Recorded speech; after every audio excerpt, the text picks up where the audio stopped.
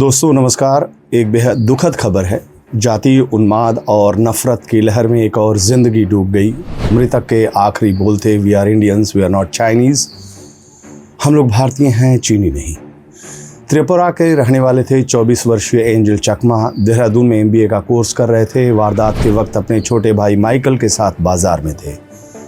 वहाँ कुछ लोगों ने उनके चेहरे मोहरे को देखकर नक्सली टिप्पणी शुरू कर दी।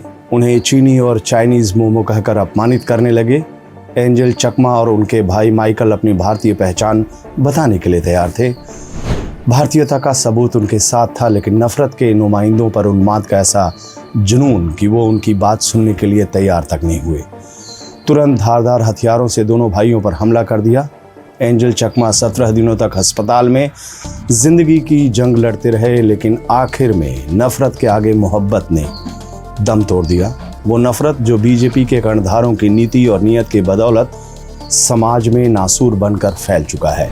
I am an Indian. I am not Chinese. The people of Northeast are Indians. The people of Northeast are not Chinese. अफसोस की बात है कि यही शब्द 9 दिसंबर को त्रिपुरा के 24 साल के युवक एंजल चकमा को देहरादून में कहना पड़ा,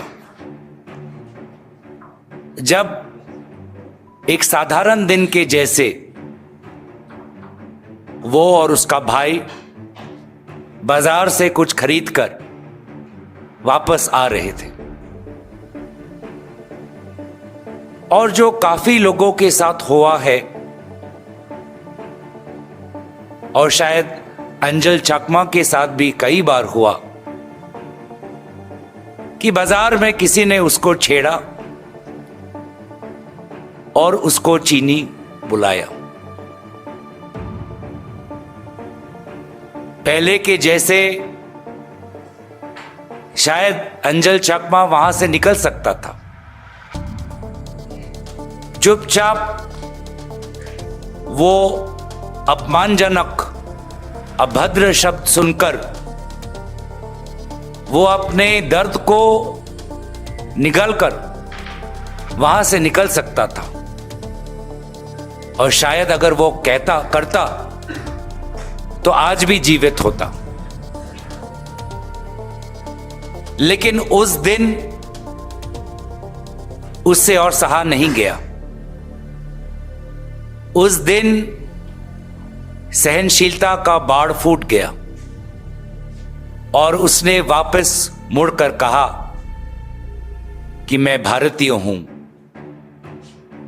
मैं चीनी नहीं हूं, मैं भारतीय होने का क्या प्रमाण दूं। और जब उसने अपने पैरों पर खड़े होकर उन लोगों से आंख मिलाकर उनके शब्दों का उत्तर दिया, तो बजाय इस भारतीय युवा से गले मिलाकर क्षमा मांगकर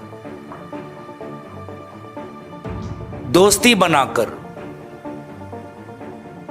उस समय 5 लोगों ने उसको पीछे से वार करके उसकी हत्या की। वो युवा 14 दिन तक अपने जिंदगी के लिए लड़ा, और अफसोस की बात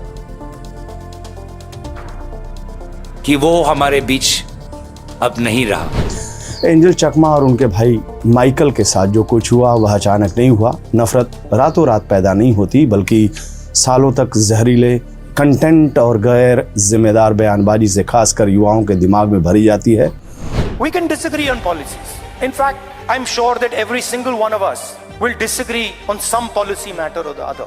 But the lens we use, we can all agree on. Their lens is hatred, their lens is fear, their lens is anger. Fear leads to anger, ossified anger is hatred. And our lens should be that which cuts their lens. Our lens should be love, our lens should be affection, and our lens should be listening to the wishes and the will of the people we are supposed to represent.